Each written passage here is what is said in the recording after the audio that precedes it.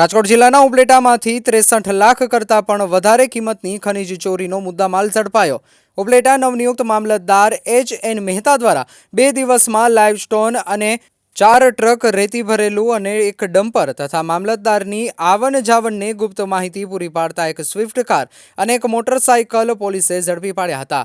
Live stone ભરેલ 4 ટ્રકથી કુલ કિંમત 43 લાખ રૂપિયા તથા રેતી ભરેલ ડમ્પરની કુલ મુદ્દામાલ સાથેની કિંમત 10 લાખ રૂપિયા મળી કુલ 53 લાખ રૂપિયાનો મુદ્દામાલ સીઝ કર્યો છે। જ્યારે બીજા દિવસે ઉપલેટાના નીલાખા ગામે વહેલી સવારે 5:15 વાગ્યે મામલતદાર દ્વારા રેડ કરતા વેણુ નદીમાંથી 4 ટન સાદી રેતી ભરેલ એક ટ્રેક્ટર તથા અન્ય ખાલી 4 ટ્રેક્ટર મળી આવ્યા હતા, જેમાં 4 ટન રેતીના 20,000 રૂપિયા તથા 5 ટ્રેક્ટરની કુલ કિંમત 20 લાખ રૂપિયા મળી કુલ 20,20,000નો મુદ્દામાલ કબજે કરી સીઝ કર્યો હતો।